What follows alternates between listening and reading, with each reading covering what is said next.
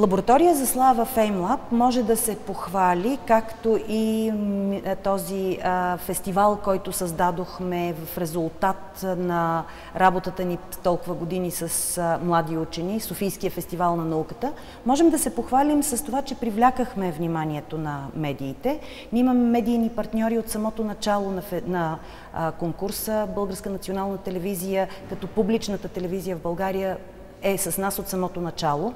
Пак те, години по-късно, направиха, всъщност миналата година, стартираха първият за България собствен телевизионен продукт за наука. Това беше предаването "Красива наука". Така че, когато се случва науката атрактивно и интересно, автоматично медиите идват да я отразят, защото тя е изключително интересна, тя произвежда новини. Новини не непременно с сензации, но всъщност толкова много аспекти от науката представляват новина, че е удивително. А най-прекрасното е това, че реакцията на публиката е голямата новина според мен. Защото ние всички живеем с представа, че всъщност никой не се интересува от наука. Смея да твърдя, че както Лаборатория за слава, така и Фестивала на науката оборват това мнение, защото залите са доста пълни.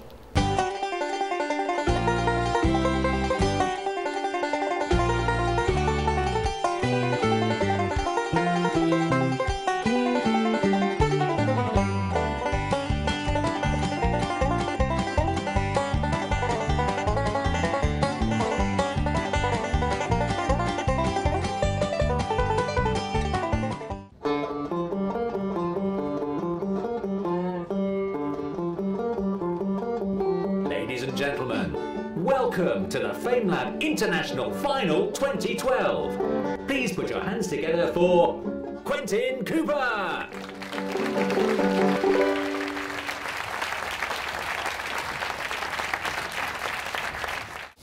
Over the border to Serbia now, and the name I've been looking forward to all evening, Milivoje Kruvavac. Thank you, that must have been close. Milivoje is a PhD student in the Faculty of Sciences in Novi Sad, although a key part of his research is in Sri Lanka, where he's investigating the plight of endangered tree frogs in the equally endangered forests. In doing so, he got to be endangered himself when he was arrested and jailed on suspicion of being a spy. Fortunately for him and for Serbian-Sri Lankan relations, he was soon released. Fortunately for us, he's here tonight. Milivoje Kruvavac!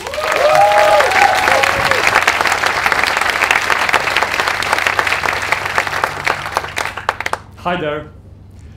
Do you know the real reason why species become extinct? A very good example of this can be found in Sri Lankan jungles that I recently came back from. In 1867, colonizers brought the first tea plant to Sri Lanka. At that moment, no one in wildest dream could have thought that such a beneficial plant would become a mass murderer. Plantations have replaced tropical forest. In just 150 years, 97% of primary rainforests have been cut down. However, what interests us are the effects on life of those 3% remaining. So, different organisms have diversely adapted for new changes. Monkeys, elephants, and other migratory groups have simply moved from one fragment of the forest to another one. Birds have flown away. And what about amphibians? The subject of my research. These are non-migratory animals. They are mostly associated with small microhabitats. For example, one type of leaf on a plant may be the habitat for one species. They communicate between each other through metapopulations, which are a series of small populations called demas that are connected. It is understood that probability of extinction of this small local group is real and relatively common in nature, but usually they are renewed by other immigrants from other populations. But what happens when these immigrants simply do not exist due to the physical barrier that cut the habitat, which is tea in this case? The gene flow stops. After a while, this leads to a genetic drift. This is a process where a frequency of groups of genes change through generations. In other words, frank incest takes a place in a population that counts no more than 50 individuals. Also, this leads to a number of negative consequences. For example, these frogs are I would say, the easy prey for predators, because they're all universal color. They're sensitive to UV light and subject of various infection. Actually, nature ruthlessly eliminates them. Already 19 species extinct forever, and 47 is endangered. And now you're surely wondering what will happen to them, even though frogs can never be your cup of tea, especially, I guess, those from Sri Lanka. But science has a solution. It's called ex situ, which involves careful and accurate collection of best specimens that are grown in artificial simulated conditions, which are then returned to the habitat that is sustainable. And actually, this brings new gene flow into small populations. So, as you are all responsible global citizens, I'm sure you want to do something. The answer is breeding center in Sri Lanka in perfect natural condition. Help us make this happen. Thank you.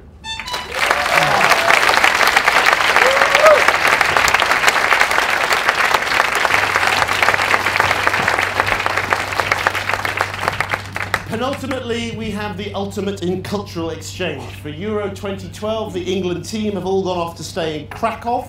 And I should say, by the way, if anybody is concerned, the kick-off of the England game has been delayed by 15 minutes because of the weather, and the Ukraine-France game is 0-0 at half-time. But in exchange, in the other direction, Monika Koperska has come from Krakow to be in England. I know who got the better side of the bargain. Monika works in Krakow's main university using chemical processes to conserve cultural artifacts. In particular, her speciality is silk. But what kind of yarn will she spin over the next 3 minutes? Monika Koperska.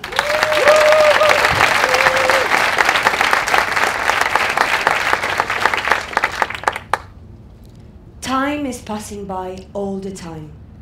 And although everything that surrounds us seems to be stable and durable, it is in fact constantly drawn by a mechanism that slowly but consequently leads to its total decomposition. And if we wanted to preserve an idea for hundreds of years, what do we save it on? On stone? Well, the storage capacity is not very big. On parchment? It's too costly and not very humane. On magnetic tape? It will start to magnetize in about 30 to 50 years. On CD-ROM, we begin to lose information after 2 to 5 years. On USB, well, my last one burned after a year. In the clouds, so shredded bytes of information stored all over the world. Well, yes, as a civilization, we really had a lot of ideas what to store our data on, like these big floppy disks, or tape memory banks that data from probes Viking to Mars were stored in. Well, 20% of that precious data is already irreversibly gone. The rest can be read by a digital archaeologist. And yes, a job like that exists already. So let's think of good old paper for a moment. Paper, therefore cellulose, therefore long chains of repeating fragments. Each fragment is a ring composed of atoms of carbon, hydrogen, and oxygen. Each ring is bent in a very energetically stable chair conformation in which the molecule can take a long rest. Therefore, paper is stable, it's long-lasting. Of course, unless we don't improve on the paper-making process, and it becomes less durable. And we did just that in the middle of 19th century, when we used a very acidic component in the paper. And I'm sure you know what I'm talking about.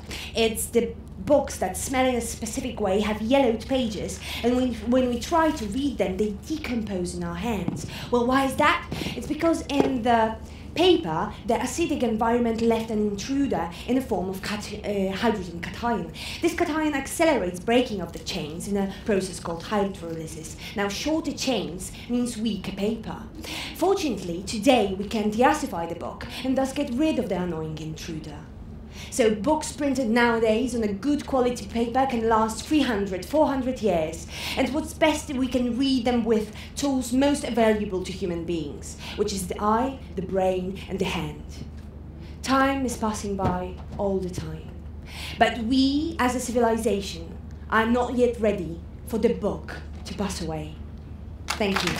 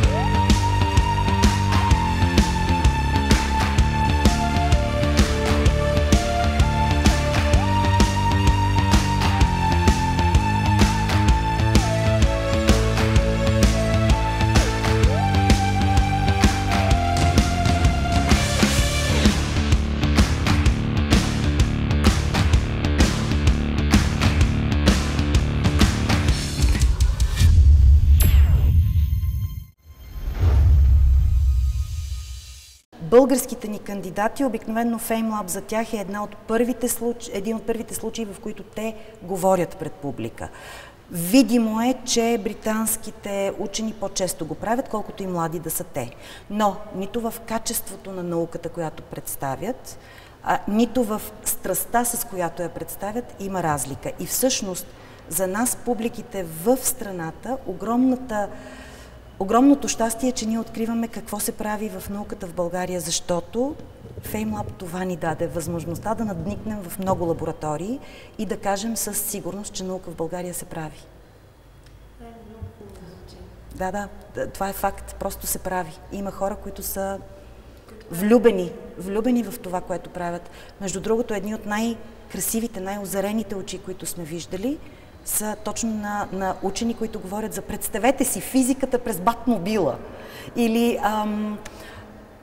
една от най-вълшебните презентации, които съм виждала, беше на една участничка преди 3 години, ако не се лъжа, която излезе на сцена, тя е една дребничка, излезе и каза: здравейте, аз днес ще ви говоря за един изключително вълнуващ материал. Бетонът. И започва, ама тя беше с такъв поглед, че ти и вярваш, че тя е влюбена в него.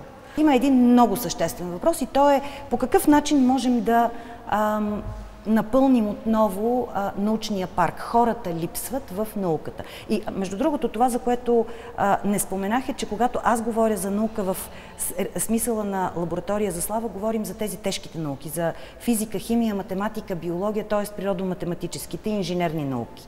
То е специално за тези категории, за тези науки проекта.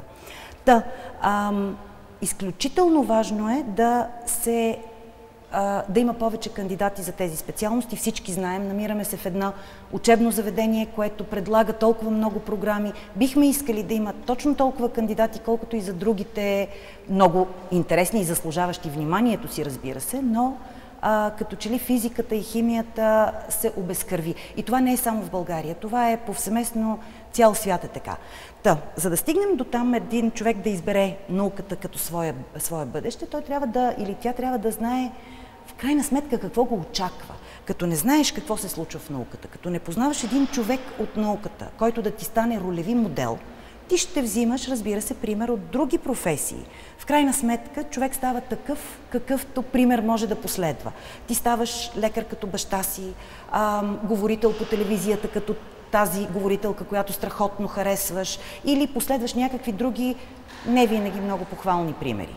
Така че, ако ролевият модел е един млад, интелигентен, знаещ, вдъхновяващ и вдъхновен учен, който работи по своята наука и има своите, макар и малки, но постижения, които остават в човечеството, в знанието на човечеството, повече хора ще искат да го последват. И освен това, разбиването на стереотипа отново, че ученият е непременно възрастен, мъж, беловлас, лошо облечен, с непременно дебели очила, такива грозни при това очила, няма никакви приятели, никакъв виц не знае и по цял ден си седи на компютъра и нещо прави неизвестно какво. Не са такива. Finally, just as in semi-final, we come to the country where the international FameLab crown currently resides, Cyprus. Last year, Matani Pieri won with her presentation about the immune system. She's now expecting a baby. That's what winning FameLab can mean. Although I have to stress for legal reasons that impregnation is not part of the official prize. After Matani's success, it now falls to Ioannis Kalipidis to see if he can retain the title. Since graduating from the Institute of Medical Care in Greece, Ioannis has been working in private laboratories. In his semi-final, he ended up giving confidential sexual counselling to all 3 of our male judges live on stage. I have no idea what he'll manage now, but I'm sure he can keep it up for 3 minutes. Ioannis Kalipidis!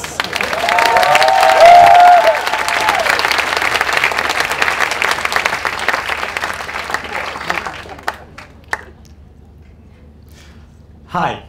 Because I know everyone likes kinky stories, today I'm going to talk to you about the ultimate hero in everyone's life. I call him the Sperminator. Now, sperm cells consist of 3 main anatomical parts. The head, where we can find their genetic package, 23 chromosomes of DNA, defining the sex of the embryo, and some other vital characteristics. Midpiece, situated just below the head, containing an engine of energy-producing mitochondria that propels the sperm's tail through the woman's body. The story of our hero goes like this. Exactly at the point where women start to enjoy it and men usually finish, 250 million sperms are burst out of a huge high-tech bazooka into the female's vagina. Now, this pleasant process called ejaculation is the worst nightmare for our poor soldiers. First of all, the vagina welcomes them with a high dose of lactic acid, causing a massacre that will exterminate 99% of our army within 30 minutes. The survivors will face death at every turn. They will have to move towards a deep dark site at the back of the vagina, swim against the current of cervical mucus produced only during the ovulation period, and when they reach the cervix, if they are lucky enough not to be trapped in the uncharted tunnels called crypts, then and only they will reach the uterus. And as if that wasn't enough, the woman's health department called the immune system, upon recognizing our sperms as intruders, sends thousands of ruthless elite assassins called the white blood cells to come and kill them. In this stage, we see a heroic act of some soldiers, recently discovered and called the kamikaze sperms. Having different antigenic structure, instead of wearing their military uniforms, they put on their fancy outfit, attracting the white blood cells to come and kill them, sacrificing themselves for the sake of their fellow soldiers. The 10 to 20 survivors now enter the fallopian tube and will compete in a freestyle Olympic swimming contest, where the first will gain the trophy of immortality and the creation of a new life, the egg. The champion has to be flawless, having the perfect structure. If there are any abnormalities, like 2 heads or 2 tails or a bent tail, besides not being so attractive for the egg, it won't be able to reach it in the first place. With today's ways of living, stress, smoking, drinking, more and more sperm abnormalities are observed in laboratories. So let us respect our soldiers who go under an enormous struggle to achieve fertilization by reducing these bad habits and enjoy sex, because it's our only salvation. Thank you very much.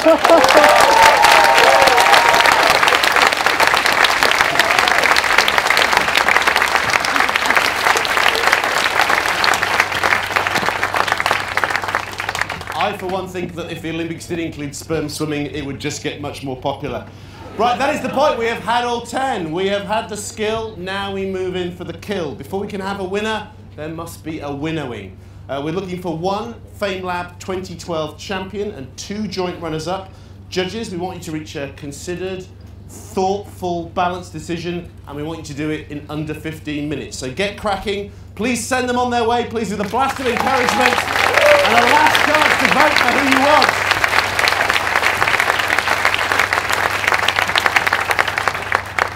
While they're away, though, there is work to be done here. Besides an overall winner, who will get a brand new state-of-the-art Funkadelic touchscreen Kindle, thank you, so they can keep across all the latest science. 2 joint runners-up who will get a whole pile of the latest science books. Also, the winner will get one of these as well. We've also, for the first time, an online winner who'll get a digital camcorder so they can put all their science activities online. And there's an audience vote winner who get the latest digital voice recorder so they can interview people and keep track of their clever ideas. Now, each of them will also get a beautiful engraved glass plaque. So although most of the decision-making here has been left to others, the audience vote winner, well, that really has to come down to you. Now, you should all have voting pads like this. If you don't, there will be an opportunity in a minute for you to stick your hand up and go, I haven't got a voting pad, but we'll get to that in a second. But before we explain how you use them, essentially, you get 1 vote. There are 10 people, 1 vote. Do I really need to go into details? Fine. We thought it might be quite useful, however, for you to just get a reminder, because there's always an advantage if you've gone towards the end of an event like this, however brilliant the first one was, because it can get a little bit blurry, however dazzling you are. So we've got a brilliantly edited, I hope, by Lee, video highlights. And while it's playing, anyone who's not got a voting pad, if you can stick your hand up, you'll get one. Don't try getting 2 voting pads. It's really not worth trying to cheat for. Okay, so stick your hands up now and we'll play a quick reminder of all 10 FameLab finalists.